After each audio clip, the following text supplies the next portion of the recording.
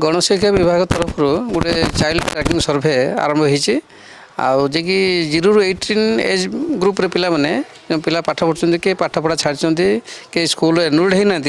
से संबंध में सरकार तरफ गोटे अभियान आरंभ होती 30 ରୁ 5 तारीख भितर शेष हबार सर्वे कार्य में धार्य करम आम सदर ब्लॉक अंतर्गत जितटी मानने आम पंचायत अच्छी जितक एरिया अच्छी म्यूनिसिपालिटी सहित पंचायत एरिया सबुड़ाक कभर कर सबुड़ाक सर्वे परिसरभुक्त गणा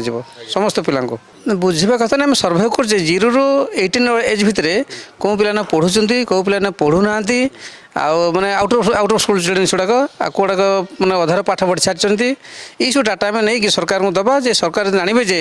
पिला माने प्रकृत में केते पिला माने एनरोल्ड अच्छा केते पिला एनरोल्ड ना केते पिला माने कौन बाहर बुलूँ अधार पाठ सारी यहीटा हूँ मुख्य उद्देश्य सर्वे कर सदर ब्लॉक म्यूनिसिपालिटी अच्छी सीआरसीसी राजाबगीचा क्लस्टर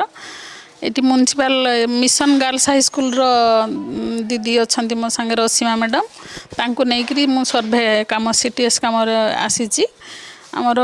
मुख्य उद्देश्य अच्छी out of school children CWSN and multilingual children जो मैंने अच्छा